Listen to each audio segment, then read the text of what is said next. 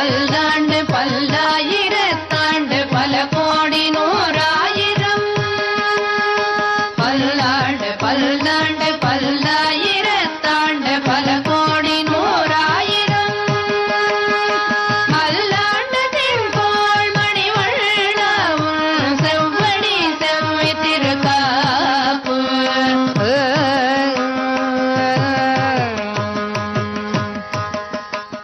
மத்குரு சமாரம்பாம் யதிசேகரமத்யமாம் லக்ஷ்மீ வல்லப பர்யந்தாம் வந்தே குரு பரம்பராம். ஆழ்வார்கள் வாழி அருளிச் செயல் வாழி தாழ்வாதுமில் குறவர்தாம் வாழி ஏழ்வாறுமுய்ய அவர்கள் உரைத்தவைகள்தாம் வாழி செய்யமறை தன்னுடனே சேர்ந்து. குலசேகர ஆழ்வார் பெருமாள் திருமொழி என்கிற அற்புதமான திவ்ய பிரபந்தத்தை அருளி செய்திருக்கிறார். 105 பாசுரங்களைக் கொண்ட அந்த பெருமாள் திருமொழி 10 பதிகங்களாக, அதாவது 10 பாசுரங்களைக் கொண்ட ஒரு தொகுதிக்கு ஒரு பதிகம் அல்லது ஒரு திருமொழி என்று பெயர். அப்படி 10 பதிகங்களை அருளி செய்திருக்கிறார். அதிலே ஒவ்வொரு பதிகத்திலேயும் ஒவ்வொரு விதமான அனுபவத்தை விதவிதமாக செய்கிறார். அதிலே 8ஆம் திருமொழியிலே சக்கரவர்த்தி திருமகனை தொட்டிலே இட்டு தாலாட்டுகின்ற ஒரு அனுபவத்தை செய்கிறார் குலசேகர ஆழ்வார். கோசலை அவள் ராமபிரானை பிள்ளையாக பெற்று தொட்டிலே இட்டு தாலாட்டி இருக்கலாம், ஆனால் அதை வால்மீகி தெரிவிக்கவில்லை அல்லவா? ஆயினாலே குலசேகர ஆழ்வார் தாமே அந்த ராமபிரானுக்கு தாலாட்டு பாடுவதாக இப்படி ஒரு பதிகம் அமைந்திருக்கிறது.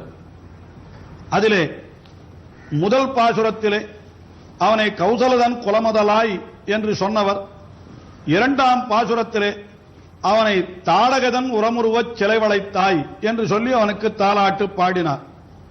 அடுத்தபடியாக 3வது பாசுரத்திலே அவனை என்ன தெரிவிக்கிறார் என்றால், மறுபடியும் கௌசலனுடைய பிள்ளையே என்றே சொல்லி அவனை தாலாட்டுகின்றார். விஸ்வாமித்திர முனிவர் ராமபிரானை துயிலெழுப்புகின்ற பொழுது இவனை பெற்ற ஒரு தாயும் ஒரு தாயே என்று அவளை கொண்டாடி கௌசல்யா சுப்ரஜா ராமா உத்திஷ்டா என்று அவனை எழுப்பினார். எழுப்புகின்ற பொழுது கௌசலையனுடைய பிள்ளையே என்று சொன்னது போல இங்கே குலசேகர ஆழ்வார் அவனை துயில் கொள்ளச் செய்கிற பொழுது கௌசலையனுடைய பிள்ளையே என்று சொல்லுகிறார். இது ரொம்ப ஆச்சரியமான விஷயம் என்று சொல்லலாம்.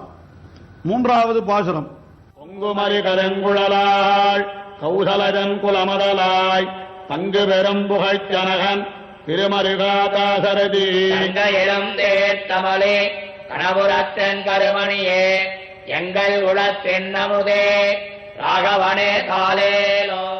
முதலிலே கௌசலையை சொல்லுகின்ற பொழுது கொங்குமலி கருங்குழலாள் என்று நல்ல கருத்த கூந்தலை உடையவள், அதாவது தேன் பெருகுகின்ற மலர்களை எல்லாம் அணிந்து கொண்டிருக்கிறார். அப்படிப்பட்ட கூந்தலை உடையவளாம் கொங்குமலி கருங்குழலாள் கௌசலதன் குலமதலாய், அந்த கௌசலையினுடைய பிள்ளையே என்று எழுப்புகிறார். இப்படி இவர் எழுப்புகின்றபடியினாலே இது கௌசலை பாவனையிலே அருளி செய்யப்பட்ட பாசுரம் அல்ல என்று கொள்ளுவதற்கும் இடம் இருக்கிறது. அல்லது கௌசலையினுடைய பாவனையிலே சொல்லுவதாகவே நான் உரையிட வேண்டும் என்றால் அப்பொழுது கொங்குமலி கௌசலையாகிற என்னுடைய குலமதலையே என்று அவள் சொல்லுவதாக அப்படியும் நாம் கொள்ளலாம். அதுக்கு மேலே அவன் கௌசலையினுடைய பிள்ளையாக பிறந்தான். அதற்கு மேலே என்ன ஆனான் என்றால் கேட்டால், தங்கு பெரும் புகழ்ச்சனகன் திருமருகா தாசரதி என்று தங்கு பெரும் புகழ்ச்சனகன் என்கிறார். இந்த ஜனகனுடைய மருமகன் என்றால் அந்த ஜனகனுடைய பெண்ணாகிய சீதையை அவன் மனம் புணிந்து கொண்டபடியினாலே அவன் அந்த ஜனகனுக்கு மருமகன் ஆகிறான். அந்த ஜனகன் எப்படிப்பட்டவர் என்றால் தங்கு பெரும் புகழ் என்று அவருக்கு பெரிய புகழாம். அதாவது அவர் கர்மயோகத்திலே தலை சிறந்தவராயிருந்தார். மிதிலாயாம் பிரதீப்தாயாம் நமே கிஞ்சித் பிரதஹ்யதி என்று மிதிலா நகரமே பற்றி எறிவதாக அவருக்கு காட்டப்பட்ட பொழுதும் கூட, நான் என்ன கொண்டு வந்தேன், மிதிலா நகரம் எரிவதனாலே என்னுடையது என்ன எரிகிறது என்று உயர்ந்த வேதாந்த ஞானத்தோடு பேசினவர். ஆயினாலே இந்த ஜனகரை தங்கு பெரும் புகழ்ச்சனகன், அவனுக்கு திருமருகா தாசரி, திருமருகன் என்னால் அவருடைய மாப்பிள்ளை, தாசரதி என்னால் தசரதனுடைய பிள்ளை. அப்படிப்பட்டவன் இருக்கிற இடம் அது என்னால் கங்கையிலும் தீர்த்தமலி கணபுரத்தன் கருமணியே, திருக்கண்ணபுரத்திலே எழுந்தருள் இருக்கிறான். அந்த திருக்கண்ணபுரம் எப்படிப்பட்டது? கங்கையிலும் தீர்த்தமலி என்கிறார். கங்கையை காட்டிலும் மிகவும் புனிதமான தீர்த்தத்தை உடையது அந்த திருக்கண்ணபுரம். அதாவது கங்கைக்கு என்ன பெருமை என்னால், ஏதோ ஒரே ஒரு காலத்திலே அந்த எம்பெருமானுடைய திருவடிகளிலே பட்டபடியினாலே அது எம்பெருமானுடைய திருவடி தீர்த்தம் என்கிற பெயரைத்தான் உடையது. ஆனால் திருக்கண்ணபுரத்திலே இருக்கிற தீர்த்தங்களோ எப்பொழுதும் அந்த எம்பெருமானுடைய சம்பந்தம் உடையதாய் திகழ்கிறபடியினாலே அந்த கங்கையை காட்டிலும் உயர்ந்தது. என்ன, கங்கையில் புனிதமாய காவிரி என்று சொல்லுகிறார்களே, அதுவும் கூட அங்கே செல்லுகிற ஊராய் இருக்கிறபடியினாலே கங்கையிலும் தீர்த்தமலி கணபுரத்தன் கருமணியே எங்கள் குலத்தி இன்னமுதே. எங்கள் குலம் என்று தெரிவிக்கிறார்.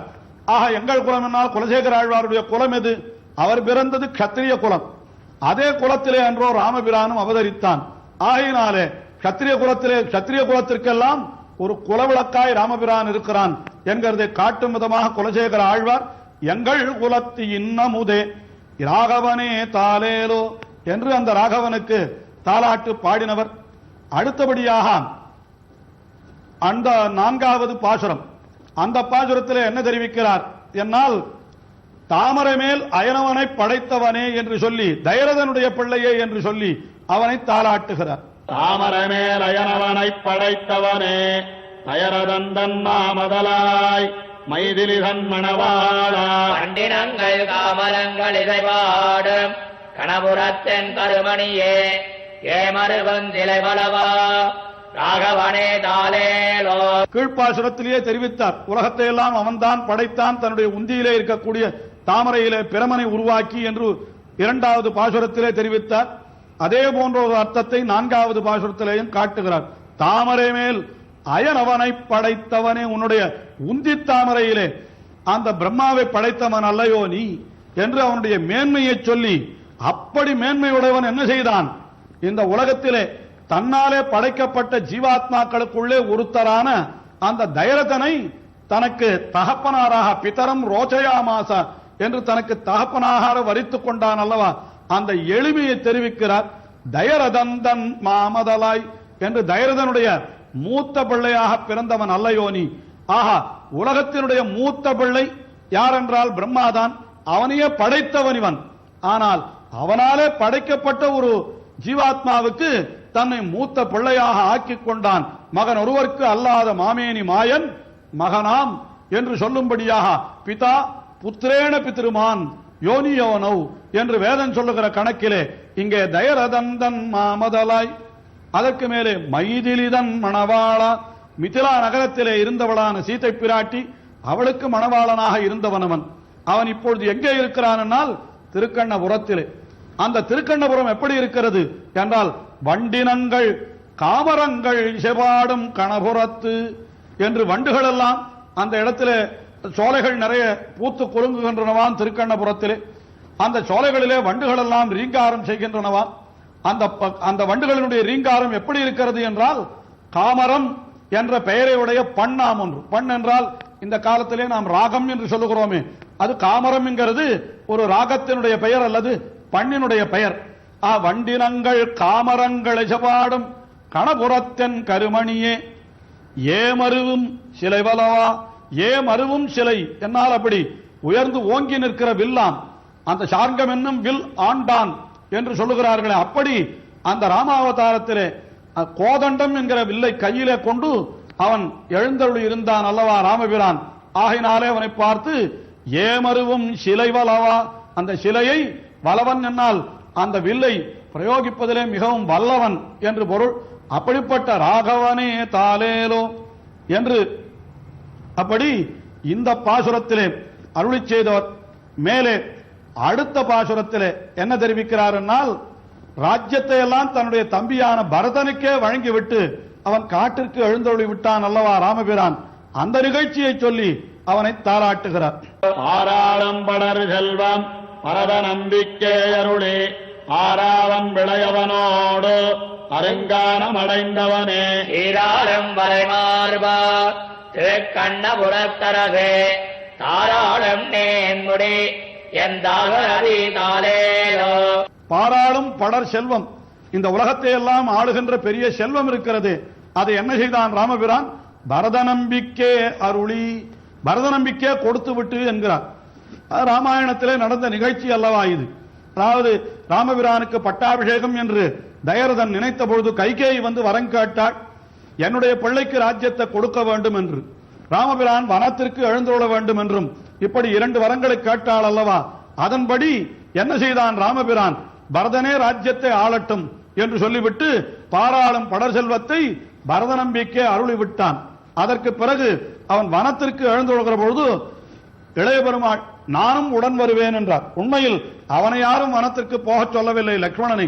ஆனால் ஏன் அவன் போனான் என்னால் ஆறாவன்பு இளையவன், அந்த ராமபிரானிடத்திலே ஆறாத அன்பு உடையவனாய் அவன் இருந்தபடியினாலே அவன் என்ன செய்தான், அந்த நானும் உன்னை பின்தொடர்கிறேன் என்று சொல்லி அப்படி பின்னோடு வந்தான். ஆகையினாலே ஆறாவன்பு இளையவனோடு அருங்கானம் அடைந்தவனை, அருங்கானம் என்னால் நடப்பதற்கு அரிய கானகம், அது கண்ணிறைந்து தீய்ந்து கழை உடைந்து கால் சுழன்று பின்னும் திரைவைத்து பேயே திரிந்துளவா பொன்னவிலும் வெங்கானம் என்று அந்த இடத்திலே நடந்து செல்வதே மிகவும் கடினம். அப்படிப்பட்ட அந்த கடினமான காட்டிலே மிகவும் மென்மையான திருவடிகளுடைய ராமபிரான் சென்றான் அல்லவா. அதைத்தான் தெரிவிக்கிறார். ஆறாவன் விளையவனோடு அருங்கானம் அடைந்தவனே தேராரும் நெடுவீதி திருக்கண்ணபுரத்தரசே என்று தேர்களெல்லாம் செல்லக்கூடிய திருக்கண்ணபுரத்திலே எழுந்தருளிருக்கின்ற அப்படிப்பட்ட எம்பெருமானே, நீ என்ன செய்வன், தாராளன் நீண்முடி என் தாசரதி தாலேலோ என்று உலகத்தையெல்லாம் ஆளக்கூடிய நீண்முடியை உடையவனவன். ஆதிராஜ்யம் அதிகம் புவனானாம் பீசத்தே பிசுனையின் ஈசத்தே பிசுனையின் கில மௌலிகி என்கிறார் கூறத்தாழ்வான். அப்படிப்பட்ட உயர்ந்த கிரீட்டத்தை உடையவன், உலகத்தையெல்லாம் ஆளுகின்றவன். ஆனால் அவனுக்கு ஒரு அயோத்தியா சாம்ராஜ்யத்தை கூட ஆள முடியாதபடிக்கு கைகேயி வரம் கேட்க அவன் காட்டிற்கு சென்றான் அல்லவா என்று அந்த நிகழ்ச்சி ஒரே இடத்திலே அவனுடைய மேன்மையும் அதே சமயத்திலே அவனுடைய எளிமையும் தெரிவிக்கும்படியாக இப்படி அமைந்திருக்கிறது. அப்படிப்பட்ட தாசரதி தாலேலோ என்று இந்த பாசுரத்திலே அவனை தாராட்டுகிறார். இன்னும் குலசேகர ஆழ்வாருடைய இந்த அனுபவம் தொடர்கிறது. தொடர்ந்து அனுபவிப்போம். நாடு நகரமோ